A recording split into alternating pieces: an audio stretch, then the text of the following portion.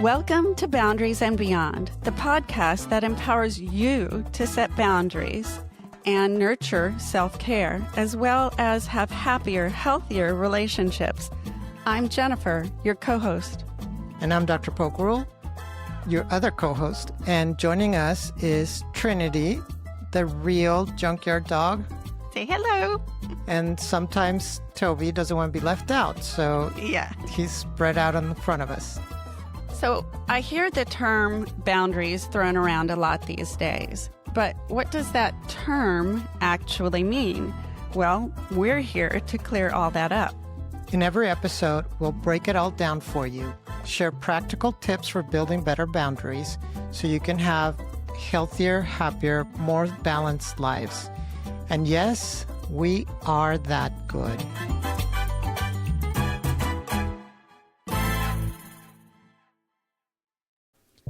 Hello, and welcome to the Boundaries and Beyond podcast with Jennifer and Dr. P. We've been having some difficulty getting set up here, and I think we're good to go. So there might be some glitches as we go. If you've never joined us before, I'm Dr. P, and this is my lovely co-host, Jennifer, and my wife. And our feature star is Trinity, the junkyard dog. And she's got 3 paws. Unfortunately, she lost one in the junkyard, literally the junkyard. So we are going to have a special guest, and Jennifer will talk about it in a minute. We focus on relationships. Boundaries is the essence of every healthy relationship, and we try to incorporate and talk about boundaries as much as possible during our conversations. And episode number 2 was focused on boundaries, a little medicinal, but we recommend you watch it. This one is going to be on parenting. Jennifer, do you want to talk a little bit more about that? Yes. So we have invited my sister-in-law, Anna, professionally known as Annette Munguia. What is the name of your practice? Munguia Bilingual Counseling. Wonderful. Okay. And we'll leave some links to her counseling center. And so we thought we'd have Anna today here to answer a few questions about parenting with boundaries. And we were going to talk about this is a book. Let me see if I can get it. Let me switch it this way. This is, okay, there it is. This is from Klein. It's Foster Klein and Jim Fay are the authors. And this is a wonderful series, and many of the principles that we'll be talking about are included in this series, right? Yeah. This particular one that I'm showing here is parenting with teens. We have teenagers, and we're hoping to be grandparents in the near future. Not near future, but future. Before we die, okay? That's what I mean. So we're focused on teens still. In my opinion, and you tell me, Annette, if our teenagers, and this is just a yes or no question. I don't want to get into the weeds on this one yet. Are teenagers more difficult than younger children in terms of risks, having to deal with driving and all the other issues that come with teenagers? In those terms, yes. Right. But it really depends on the teenagers. Yeah, because sometimes younger kids are very difficult to parent too. And that's how I found out about parenting with love and logic. Mm-hmm. I don't know if you remember back when our lovely Mario was a little tot. And boy, he was very headstrong, headstrong. Looking back, it's actually pretty funny. His favorite word was no. I kill you, I kill you. And I remember, thinking, okay, once the terrible 2s are over, everything will be wonderful. By the terrible 4s, I finally called you up and said, help me, Anna. What am I going to do? And that's how we found out. Yeah, I recommended parenting with love and logic. Yes, worked like a charm. Yep, it's really good. Yeah. It's a good in particular, there was the series about giving them choices. That was incredibly eye-opening. And it was like magic. Right, it was like magic. And here's a funny story. First, one of the things that they recommend is you give the children choices that you can live with. So, for example, it's really cold outside. They have to go out. They have to either wear gloves or mittens. You give them those 2 choices, and they feel empowered to choose between gloves and mittens. Yeah. But you're not going to let them go out with nothing. As a parent, you say, well, you can add a 3rd choice. You stay home. The thing is that at one point, we had to pick up the kids from school and take them to activities. And Jennifer said to me, do you want to pick them from school or you want to take them to soccer? And I knew exactly what she was doing, and it still worked.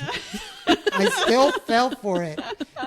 I couldn't just stop and say, I'm not doing either. I couldn't do it. Just went like, okay, I'll take them to soccer. So it works on grown-ups too. Yeah. Yes, it does. Okay, so let's go ahead and get started. Jennifer, you had some questions. So we asked for questions that parents often have about just in parenting in general. And so we compiled some questions that hopefully we can answer. And if anybody has other questions, we can maybe do another episode down the road if we have to get deeper into the weeds or do another series. So, Jennifer, I'll let you go ahead. When you were seeing primarily children, what was the number one question you got in your practice from parents? Depending on the age. Yeah. Because it's not the same question with teenagers and with younger kids. But it was basically, how do I make them do what I want them to do? That's basically the question most parents have. And it's not a one answer fits all of the kids. It depends on the kid and depends on the parent. Some parents don't like love and logic, for example, or some parents don't like to use rewards. Yeah. So you have to adapt to each parent's preference, because at the end of the day, they are the parents. Yeah. Yeah. So you try to find common ground. So there's not a one size fits all. No, is it's what not. you're saying. Yes, that's what I was trying to say. Yeah. So you can fit more the parenting style or the culture or the personalities of the family rather than just one size fits all. All right. Well, so how about, this was the way I think of it as old school, but I still hear of parents that do this. Is spanking still a thing? And I could think of some reasons why you might spank as to not spank. Is that still a thing? Or do we get thrown in jail for that? I mean, how do you recommend that if that's the parenting style you're dealing with?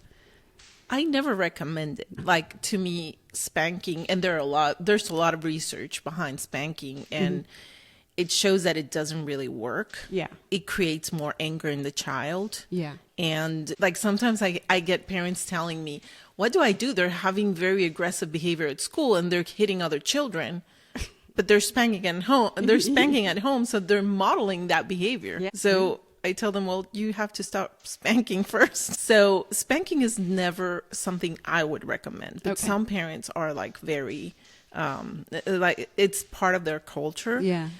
As long as you don't, like, one thing is spanking, another thing is abuse. Yeah. Spanking with an open hand, not very hard, not leaving any marks, or, some parents do it.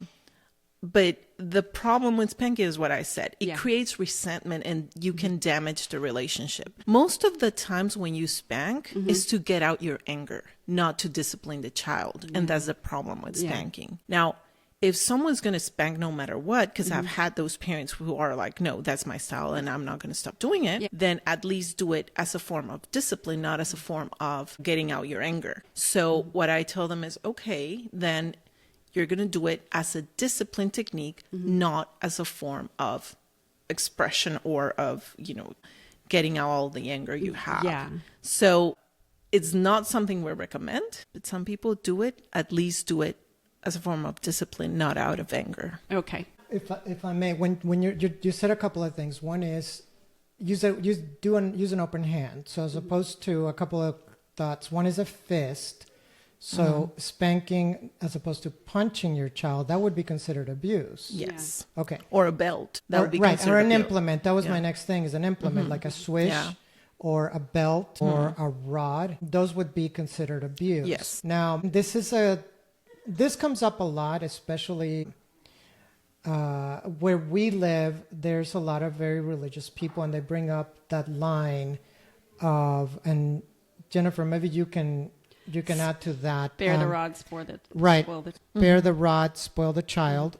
That one, So first of all, let me ask Jennifer, what does that mean, spare the rod, spoil the child? Well, I'm not a biblical scholar, but the way that a huge aha for me was when a pastor told me that what that meant, and I don't know if it's the Latin or the Aramaic translation, but the actual historical translation is that in the old days, the shepherd had his cane and he was out with his flock of sheep. And as one sheep would veer off out of the flock, he would take the hook of his cane, and that's why you have the hook, and he would guide the sheep back into the herd. And so he didn't beat the sheep. They would beat the wolves and stuff like that, yes, I suppose? Probably. I'm not a shepherd, so I wouldn't know, but it's just a thought.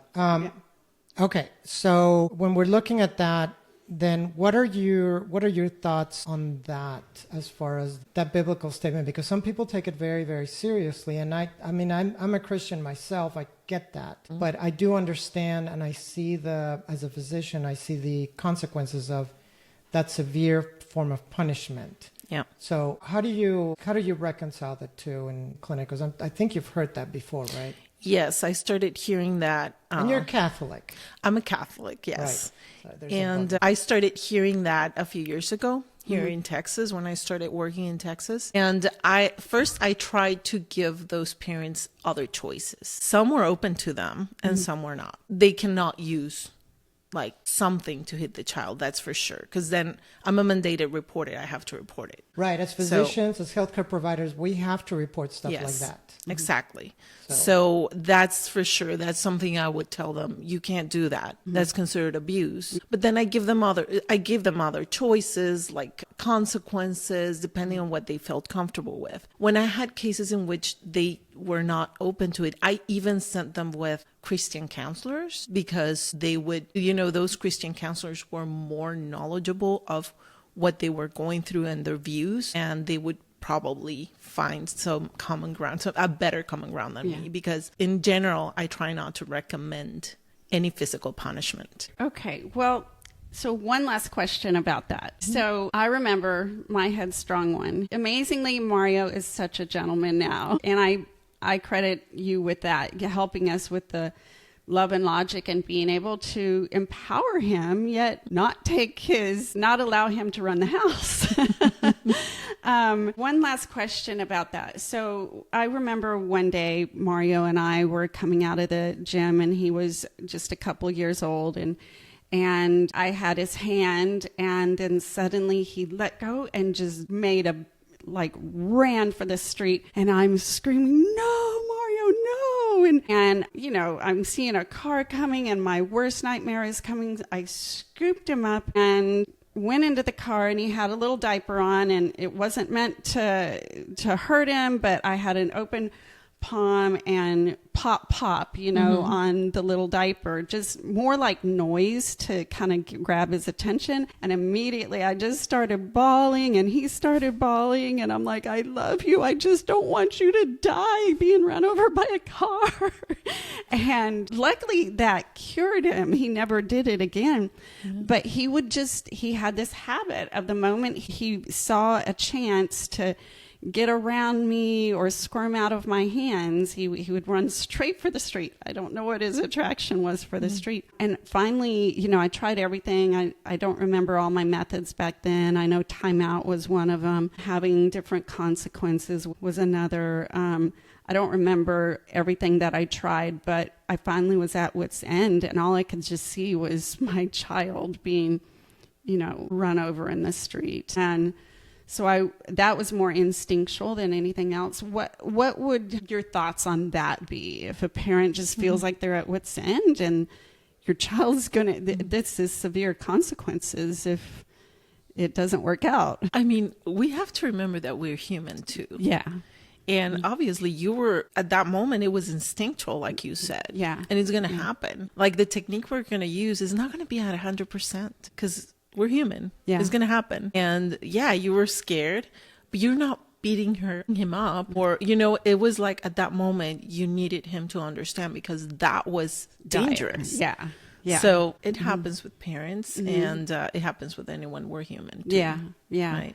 Well, somehow it seemed that grabbed his attention. He was more about power, and I'm going to say no matter what you say, Mom. But I think that was from my heart that time that got his attention for whatever reason. But once we started empowering him with choices, like we said, it was like magic. I remember the first time we tried it, every single night was a power struggle. It would end up with him in his room, and you would never think this tiny little child could make so much noise, pounding and screaming on the floor and the walls and all of that. And we tried the Ferber method. We tried timeouts. We tried everything to get him to go to sleep. I'd read to him for hours. Nothing worked.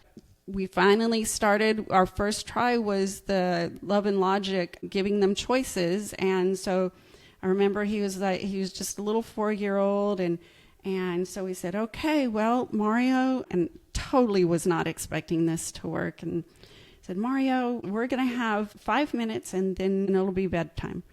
And or would you prefer, what was it?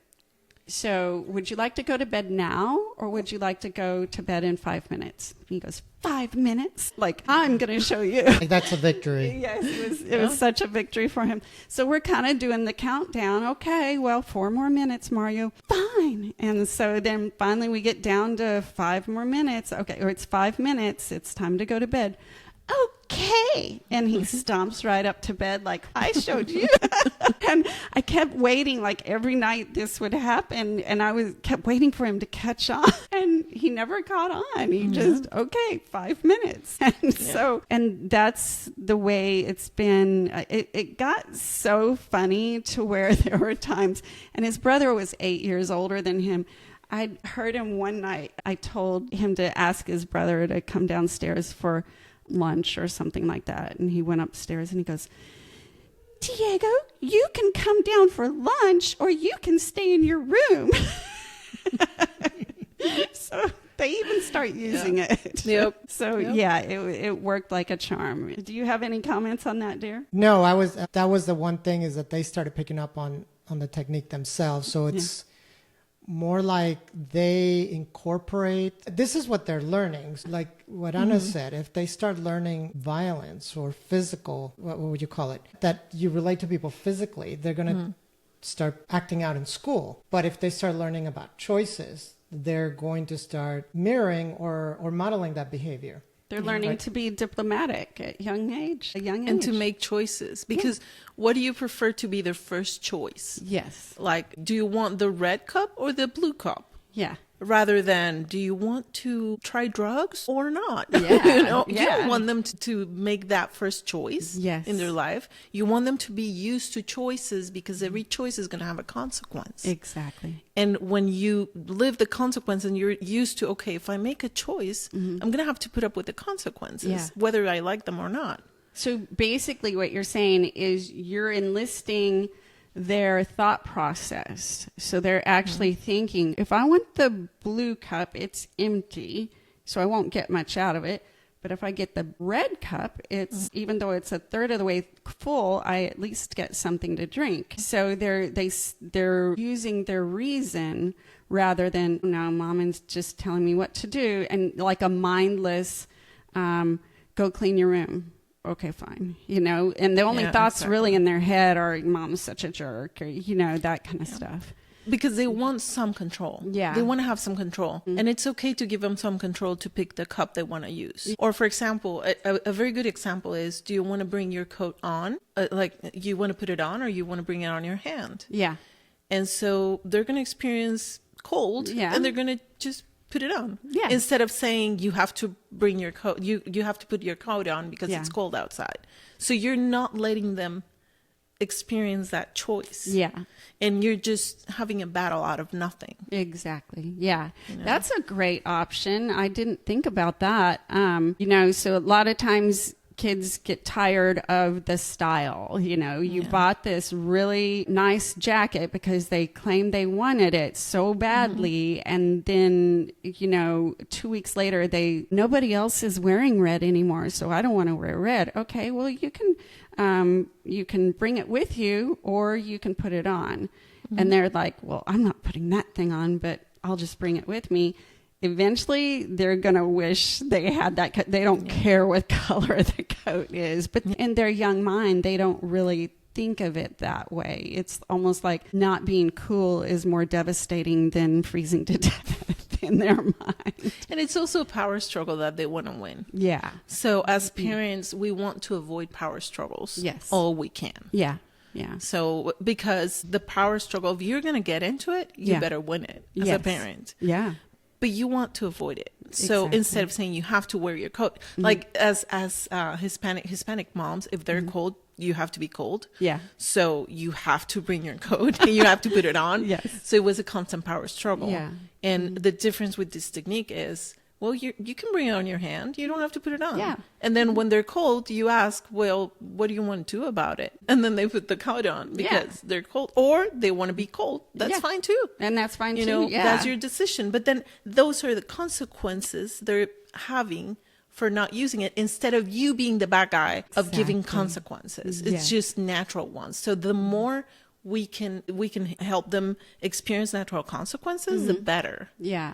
Because you're not the bad guy, is the bad decision. Yes. And that's what I tell parents a lot. You don't want to be the bad guy here. It's the bad decision they make, because the kid is not the bad guy either. Yeah. So that's very important. Yeah. And they can, I guess, leap to the next thought. Well, if I never like what my mom and dad tell me, I must be a bad kid. Right. Yeah.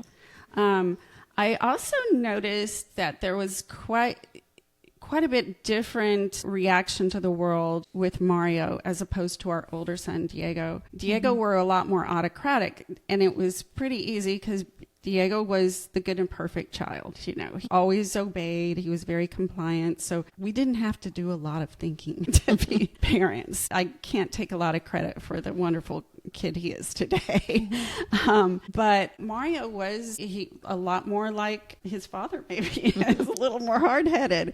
And he wanted to be in charge, And I didn't want, as a parent, I didn't want to squelch that. But at the same time, you can't have a 2-year-old running your house either. So giving those choices, I've noticed that Mario is, while he's not as outspoken as Diego is, or verbal, and he's pretty laid back now that he's past his force. He's pretty laid back, but when he wants something, he'll tell you, Mom, he for years could care less what kind of car. We talk about different cars, and we had a budget. Became of age to drive and have his own car. We thought of, letting him inherit my truck and different things like that. He had some thoughts on, he wanted something that was, because he knew that he would have to pay for the gas. So he wanted something that was reasonable, and my truck was not reasonable in that area. So that was really his only want. And then he thought, and then suddenly he started hearing about electric cars. And he was like, Mom, that's what I want. I'm like, heck no, those are too expensive.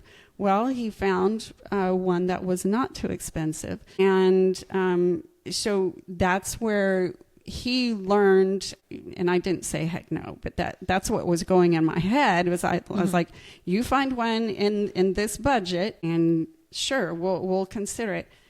Well, he found it. He found that car in the budget. And so if I had shut him down in my old autocratic ways and said, heck no, no electric vehicles, I would have not learned myself that those would have been in our budget. And not only that, I found out that it was much safer than the car that the one that he was looking at was safer than the other one that we were looking at. So, that was, my son taught me something there, and that's the other important thing I think about what we learned about choice is that sometimes our kids have better ideas than us. And something I found out in practice, I was telling parents when we were doing consequences and disciplines, sometimes their consequences are worse than what the parents are thinking. Yes. Yes. That makes perfect sense, because Mario I gave him that choice in soccer. He had the choice of wearing the long sleeves and long pants, and he didn't want to. I think it was 50 degrees out. And the next time, even though he didn't say anything about it, I knew he was cold. The next time he wore his long pants and long sleeves.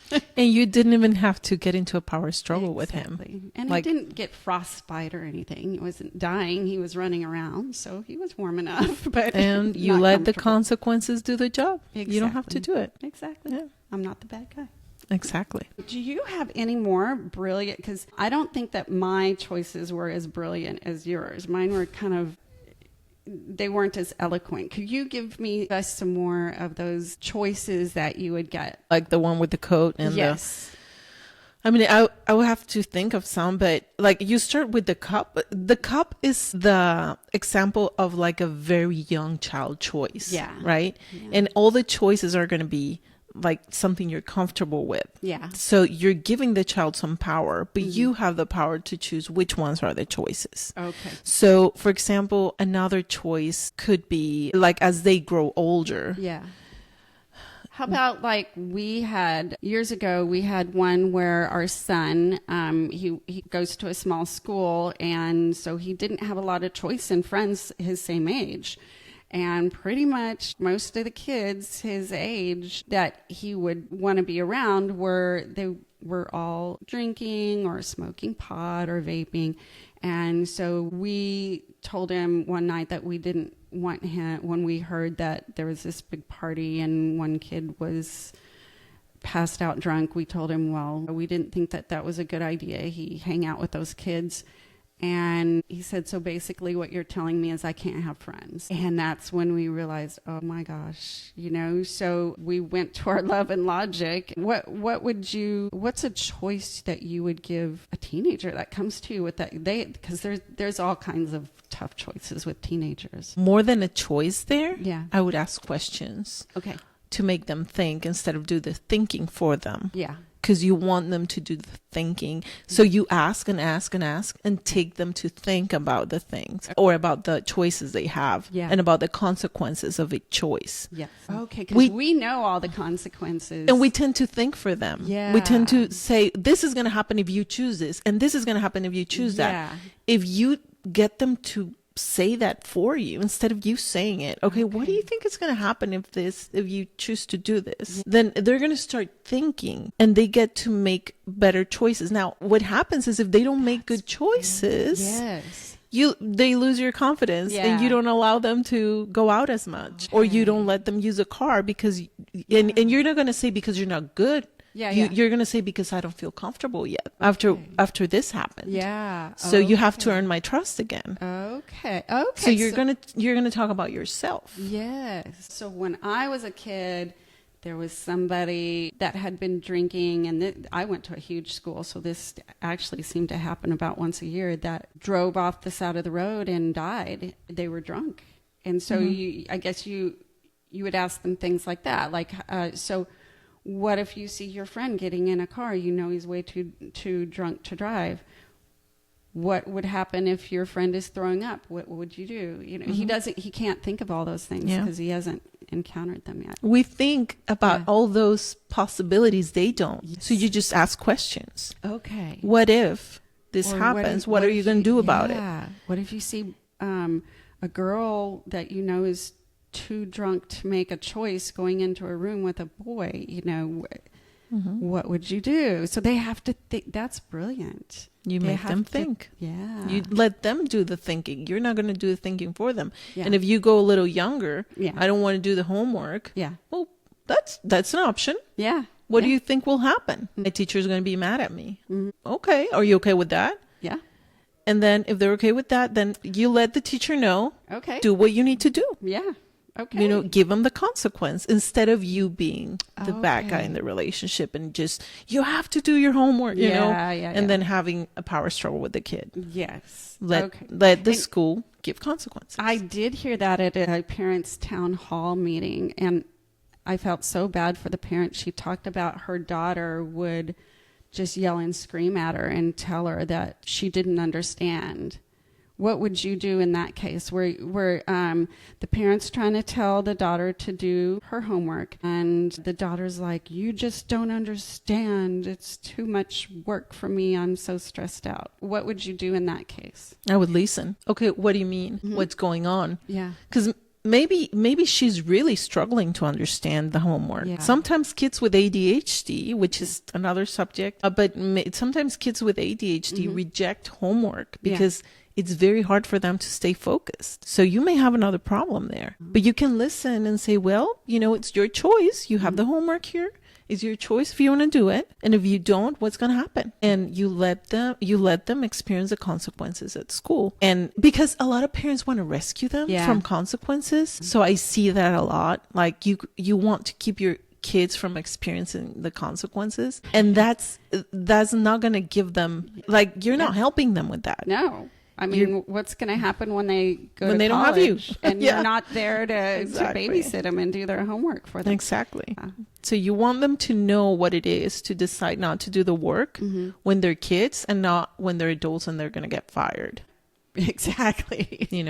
And you're not there to rescue them. So you let them experience the consequences of their decisions, especially in elementary school. It's not going to go to the records for the rest of their lives. Yeah. So it's a good time to know what it is to have consequences and tell the teachers, you do what you have to do. One other question, and I'm sure parents all over want to know how to give a choice on cleaning the room. The room. That's okay. So some parents feel comfortable just shutting the door and letting them live in the stinky room. What about when it gets so bad you have to call in someone to renovate? Then they'll have to pay for the renovation. Oh, okay. And they can pay for that with chores or selling their own stuff. Oh, wow. Interesting. So if it comes to that point, then they have to pay for it. Okay. We want to teach them how to live in the real world. Yes. And the real world is not, you spank them or you give them, like you take away a toy, which you can still use, but that's not the real world. Yeah. So in the real world, if you break something, you have to pay for it, right? Or if it's your house and you don't take care of it, you're going to have to pay for the reparation. Yeah. So that's what they do. They pay for it. Now, some parents don't want that, and you can create a chores contract that goes that's not the Love and Logic style necessarily, but you can use other styles because not all parents feel comfortable with Love and Logic or can either use it. Yeah. Like some parents don't know how to use it or don't like to use it or have a hard time, so we use It can be other hard techniques to come up with all these different choices. consequences. Can you define a chore contract? Can you explain it to the people watching? Usually what I do Yeah. is I create a contract when you explain what they have to do exactly. So that includes, for example, all the clothes have to be picked up. And you put in parentheses, not under the bed. Yeah, because that will happen. Yes. Or under the pillow. Yes. Or under the mattress. So you actually have to be very specific, like you would. It's a little contract. They're little lawyers. Yeah. They question you have to everything. draft it. Yes, you have to draft it as if you were a lawyer. Okay, this is what you're going to have to do. Yeah. 1, 2, 3, 4, 5. And then this. Okay, so once you describe the behavior you expect, you specify what the privilege is going to be for complying with this The behavior. incentive. So yes, because you get a privilege. You have to remember everything they get. Most of the things they get are privileges. Yeah. Because the only things we are required to do as parents is provide a roof on their heads. So it can be a small house. It doesn't have to be a mansion. Yeah. Clothes. It can be from the Salvation Army. Yeah. It doesn't have to be brand No. popular you can get clothes. Great clothes there. Yeah, it can be from the Salvation Army. Yeah. Food, it doesn't have to be their favorite dish. It can be whatever food you want. Rice and beans. Rice and beans, and that's it. Everything else is, and somewhere to sleep. Yeah. It can be a mattress on the floor. It doesn't have to be a beautiful room. Yeah. So everything else is a privilege. And you can Interesting, use those privileges to manage behavior. So you can say, for example, okay, so every day your room is clean, like in the contract, you're going to have the privilege of using your cell phone, Okay. for example. And And then that's what you have to do to have access to the cell phone. Okay. Yeah. So, yeah. Okay. So that's how a contract looks like. Now, if they still refuse to do it and they don't care about the cell phone, then you start adding some other things as they go. But normally the cell phone is so important that it works. But you don't want to, like with a contract or with behavior control, with these techniques, you don't want to focus on too many behaviors at a time. You want to focus on one or two at a time. Okay. Because if not, it becomes like too wide and too rigid. Overwhelming. And not only rigid, you're trying to control too many behaviors at the time. Like at the same time. You become a banker in your house. And it becomes unrealistic. Yeah. You can't just change everything all at once. Yeah. You have to go one by one. Yeah. That makes sense. That really makes sense. Yeah. Because we've just intuitively used the cell phone and boy, things get done. Yes. Any other ideas other than the contract? Because I think that Ricardo, you've talked to him about the contract and that works. Do you have other ideas, techniques that you use with families? Positive attention. Some kids are so used to misbehaving because they get attention. Imagine a kid. Some adults. Imagine the perfect child who never misbehaves and is completely ignored. Yeah. Okay. And then one day he grabs a crayon and he starts painting on the wall and he gets all this attention. Yeah. To lecture him or to scold him, but he gets all this attention. So he gets all the And he's like, so that's what I needed to do to get attention. Yeah. Because kids like attention. Yeah. So if you only give attention for negative behavior, for bad behavior, then you're reinforcing that. Even if it's to punish or to scold them or to give a lecture, but you're giving attention. You want to give attention to the children when they are behaving, when they're being good. Then you sit down with them. Yes, you do one-on-one, you play, you tell them how you appreciate how they're behaving, and that's going to reinforce that behavior instead of just scolding them every time they don't do what you want them to do. So, like your child brings home some good grades. What do you do? Then you focus. Okay, this is a good example, but I'm going to give you a twist to that. Your child brings home good grades, except for one grade. Okay. Okay? Yeah. You have all A's and one C. Okay. What do parents usually focus on? The C. Yes. Yeah. They focus on the C instead of focusing on the A's. Even we do that. Ooh. Yeah. You want to focus on the A's. Okay. You want to focus on the good grades first. And make a big deal out of them. And then at the end, after you mention each, you're going to say, do you need some help with this? Okay. You know, is there anything I can do to help you with this one? Yeah. But you first mention all the good ones. All the good ones. Because naturally, as human beings, we tend to focus on the negative. Yeah, that's true. Not the positive. Yeah. Okay.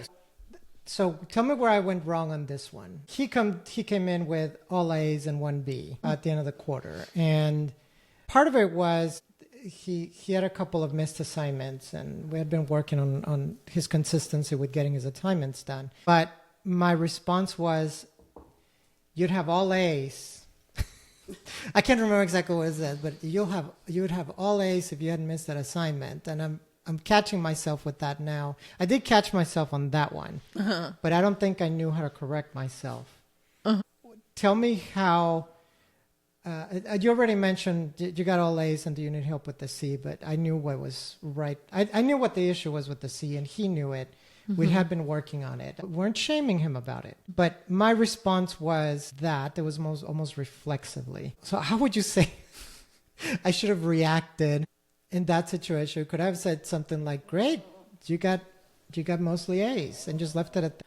No, you can say, great, you got mostly A's, look, and then you mention each A, and then you go, okay, so it looks like we have to work on this one. How can I help you? Is there anything I can do to help? So I just still should have said,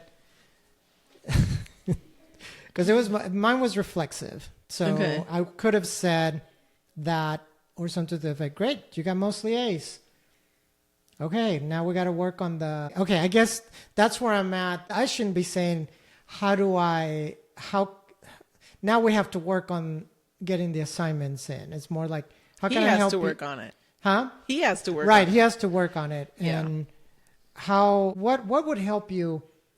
What would make it easier for you to get those assignments in? Yeah, that's a good Something one. like that. Yeah. And then let them think about it. Yep. Okay. What if they give you the typical kids answer? Ah. I don't know. Yeah. Well, think about it. Okay. Think about it and let me know if there's something I Yeah. can do to help, Yeah.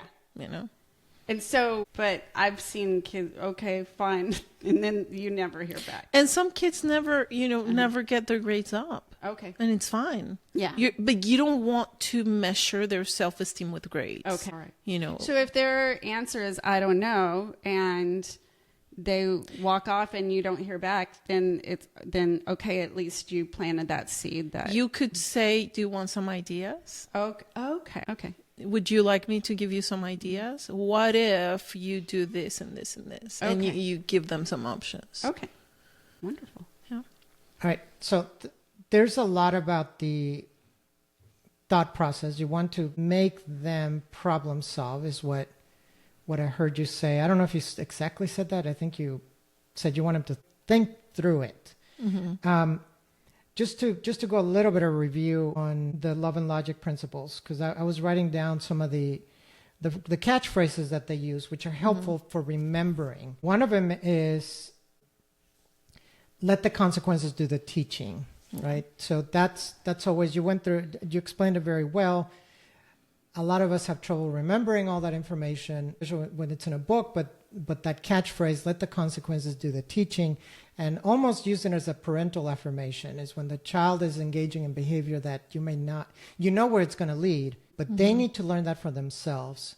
If because there's some level of childhood narcissism that we have because we're focused on ourselves and they think they sometimes know better than we do. Parents don't understand. I mean, I went through that phase that I thought I knew better than my parents. Yeah. And to some extent, maybe I did, but, I'm not that narcissistic, right? Right.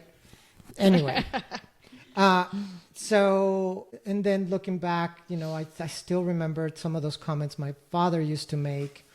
And now I'm finding myself repeating it to myself and to my children. It's like, okay, well, I must be maturing now that I'm repeating my father's phrases. But let the consequences do the teaching. And you said, make the decisions and let who'd you say was the bad guy? The consequences were the bad guy. The right? bad decision is a bad guy. The bad decision is the bad guy. Yeah. Okay, the bad decision is the bad guy. That's something that I think was useful here for parents to remind themselves about that. And they might have to write it on their mirror because that's a hard one to let your kids. But it is a good parental affirmation, I'm going to call them. That's my term. And the other one was about no. When parents say no, and this is what I remember from the Parenting with Love and Logic series is no, you say no as little as possible. So you want the child to do the thinking. You don't want to do the thinking for your child. And you mentioned that rescuing behavior as well. I'd like to come back to that. To parents trying to rescue their children.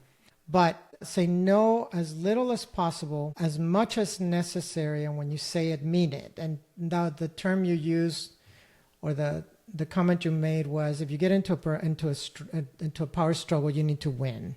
Right? Yeah. And that gets harder as they get older. It does. Yeah. Yes. So, and that's another term, parental affirmation that comes from this series is the consequences are less costly when they're younger than when they're older. So Jennifer and I were talking about driving you were talking about Mario running into the street when he was little. Yeah. Okay, that's a big consequence. But the thing is, when they're the ones driving and they get into an accident, that's a very costly consequence. Yeah. Than when you catch them in the parking lot. Those kind of things. So as they get older and they get more difficult to control, so to speak, then the consequences are much more expensive. And I don't mean expensive financially, but that is part of it. They're more expensive or more costly emotionally. And relationships can be lost, futures can be lost, jobs, etc. Lives. So you want to make those mistakes early. Yeah. And learn from them. Then when you're learning a mistake later on, I remember dovetailing into the parental rescuing. I remember our oldest son had a friend in college that said he didn't know how to make chocolate milk. And he was kind of paralyzed with the chocolate milk issue. But I think of all those helicopter parents that don't let their children do things for themselves, and the kids never learn. And then they're adults and they're frustrated because they don't know how to interact with the world. And the chocolate milk example is just a minor one, but it's very emblematic of what happens as kids grow up. So there was something else I was going to ask you. When doing the thinking, and as in my role as a physician and having to work with adults, and then we work with other couples, we're actually doing this, what in some therapeutic circles is called reparenting. So we worked in our recovering couples group, and we had to actually we did exactly what you did, but we did it with adults. It's like, okay, what do you think the consequences are going to be if you do this and your wife finds out, or your husband finds out, or how do you think your husband's going to feel about this, and vice versa?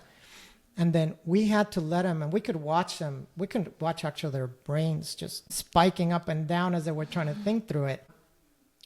But we don't want them to get to that point, is what I'm saying. And what you're describing is a great method of just letting the children think and not do the thinking for them, right? So where do you see some of these kids when you see them as they're older, teenagers, and working with their parents, and the children are just paralyzed with decisions. They don't know what to do, and parents are just making those decisions for them. Because I think that is a big problem in adulthood, and what we see is adults who can't make decisions, can't think, and they become, there's a term for the personality disorder there, is dependent personality disorder. And I do see a lot of those people, and they have trouble, they can't keep up with their medications, and they have a list of medical problems, and they can't handle them. Sometimes it's the spouse that does it for them, and the spouse is no longer available, so they're a mess, and then the children are having to take that over, and that is a big burden, right? So where on that childhood scale do you see those problems arising most? And just if you have some ideas or some examples of different ages that you can handle those problems a little bit better. And in other words, trying to get these kids to be independent as they grow. I think it's a process of like doing it throughout their lives, giving them choices, small choices, obviously, when they're little. And as they grow older, giving them more choices. Usually we do it the other way around. In Love and Logic, they show a pyramid. And in the pyramid, they say, usually we start with giving them a lot of choice, like letting them like go loose when they're younger. Yeah. And then as they grow older, we start like trying to hold on and not give them choices and keep them home. And it's the other way around. You teach them to make good choices since they are little, and then you give them less choices when they're little and more choices when they're like the pyramid should be the other way around. A funnel. Yes, you open the possibilities as they grow older because you already did the job with them. Yeah. And they should know how it is to make a choice. They should not start making choices when they are teenagers. Yeah. They should be experts by then.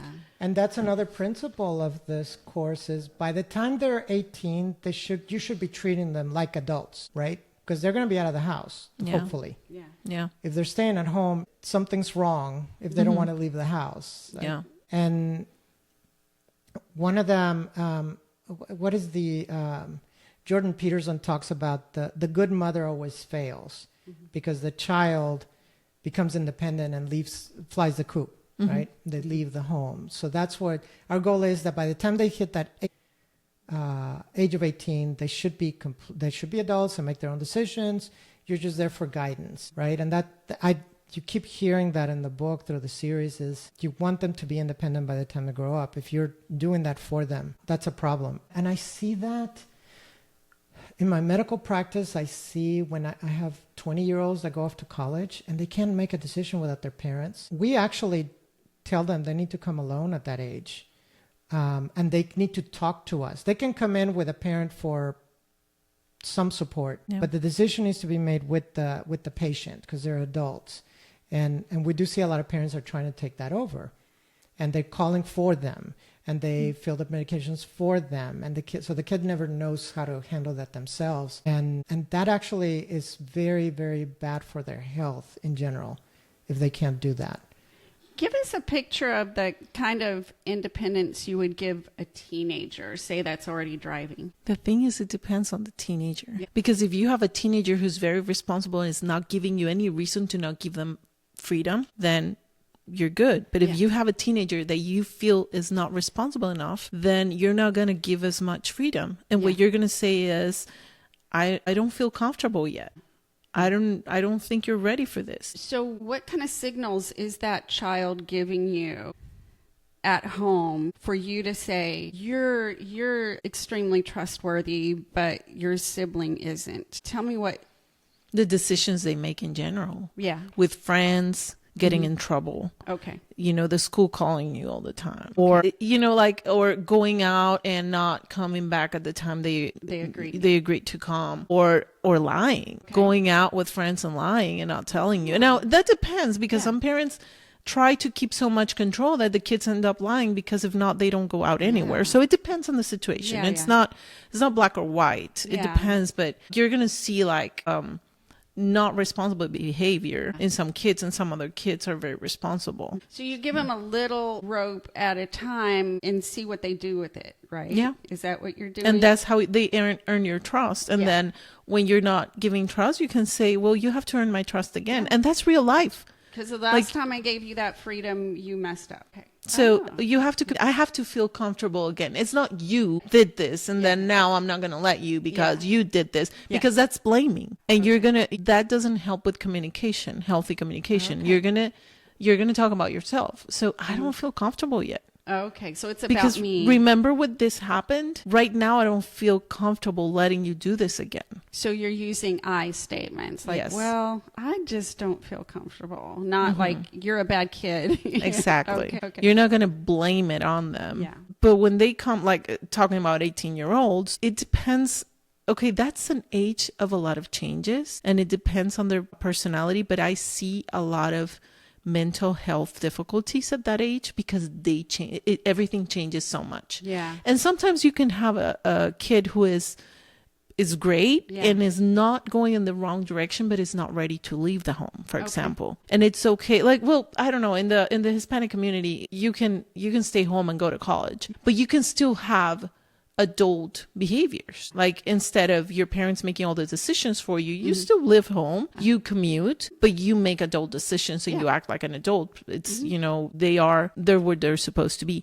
But I've seen a lot of depression when they leave to college, for example, and they're not ready because they're not mature enough for some reason. They've never been allowed to make choices. Maybe it's just the child, like mentally. That particular kid is not ready emotionally. Yeah. And they go out and they come back very depressed. Yeah. Okay. So I've seen that too. Yeah. It's an age of a lot of changes. So they can't exactly, I mentioned that by the time they're 18, you want them out of the house. I meant that more symbolically, but there are kids and there is evidence that there's a concept of emerging adulthood from the Piaget stages of development, that kids it's taken them a little bit longer to mature. And that's kind of what you're talking about, that there are some kids that are not going to be quite there. Mm-hmm. And are you seeing more of those? I'm seeing more. This is the thing. I practiced in Mexico and I practiced here. In Mexico, I didn't see as much depression. Like it's still a difficult age. Sure. Don't get me wrong. Yeah. But I didn't see the level of depression I see here. And what I think is the difference is in Mexico, they don't leave home until they finish, until they're done with college. Yeah. Right. They live at home and they commute. So the change is not that radical. It's much slower. It's much slower because you still live at home. It's just now you take yourself to school, you make all the decisions, you act like an adult, but you're still living at home. Here, there's a lot of pressure to leave and not all of them are ready for that.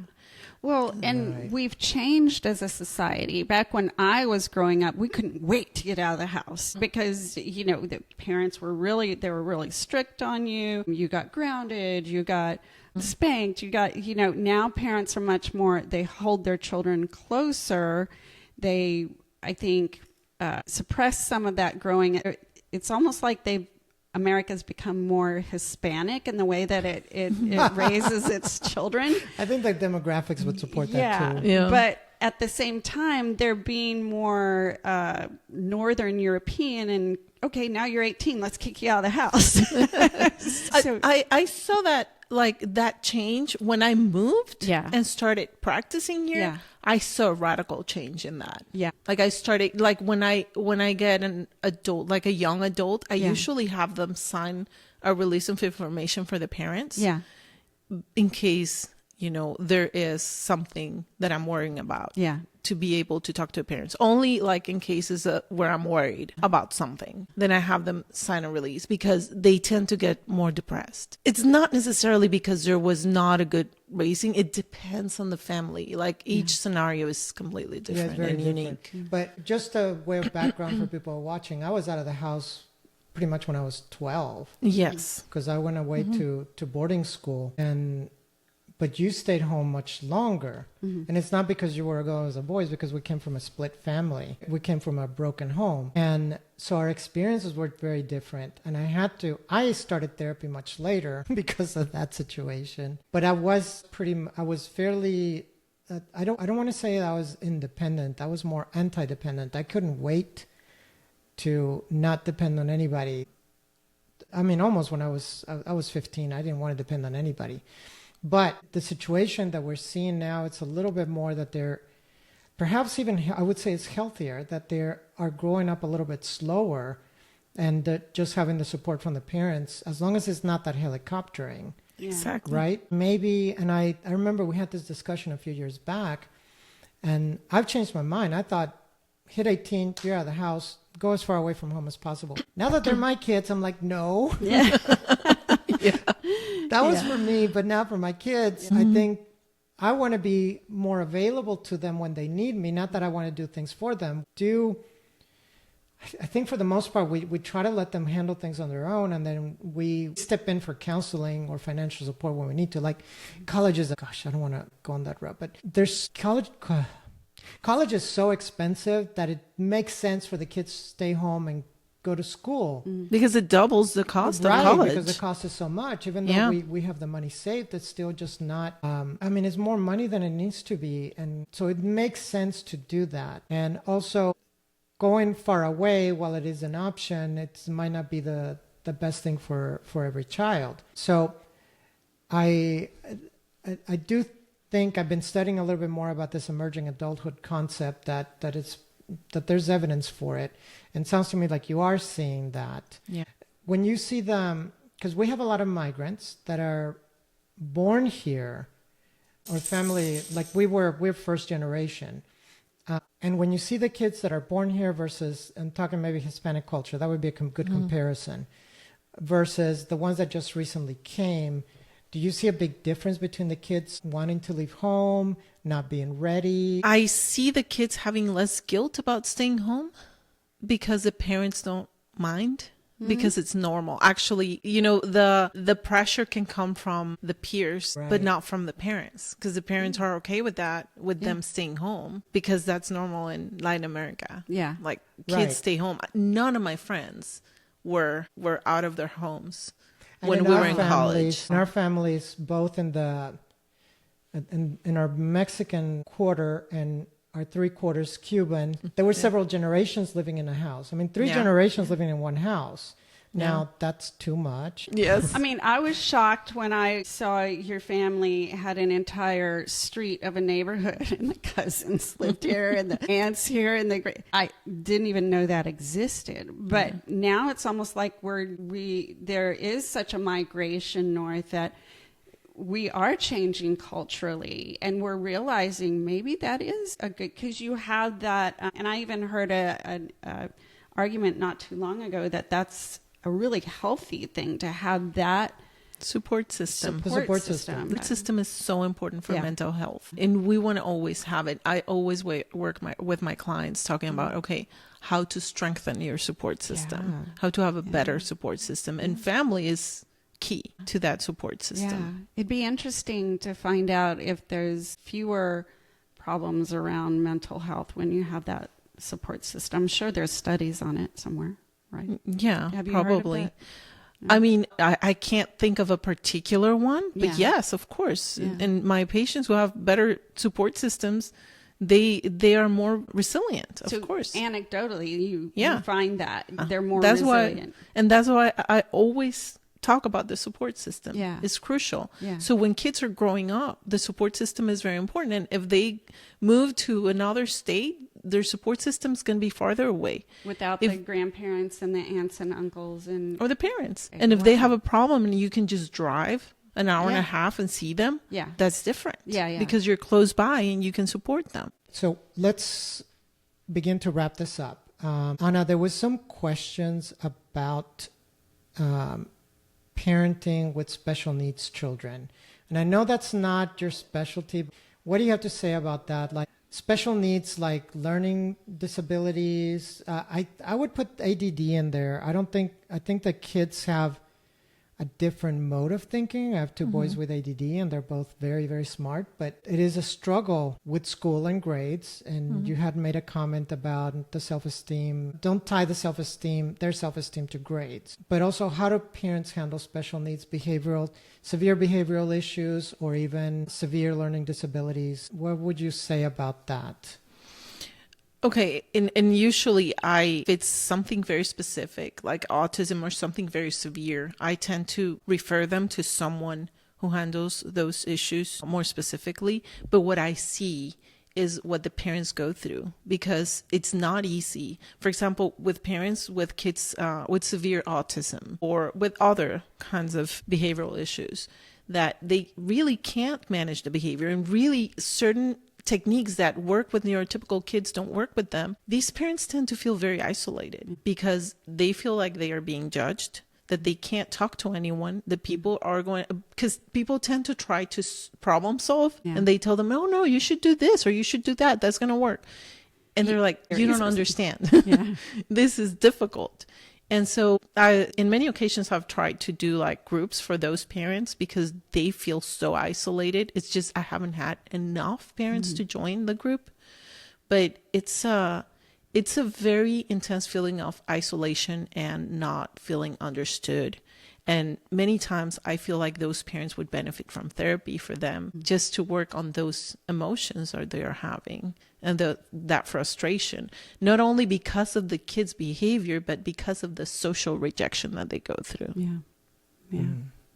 I can imagine, because it's not just the child that's affected, it's pretty much the whole family. Yeah.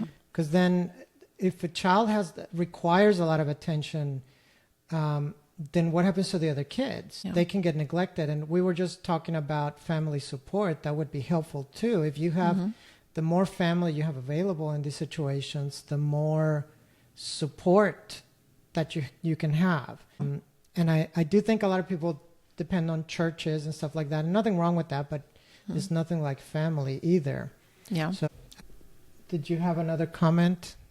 No, but I can only imagine, boys and myself, very mild ADHD, but you hear whispers even from teachers like, oh, that's not a thing. ADHD isn't a thing.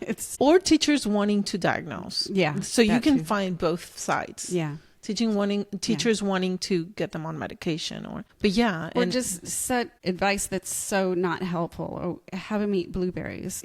Like we haven't tried everything. Yeah, exactly. Yeah. And only the person who is dealing with it knows what it is. Yeah.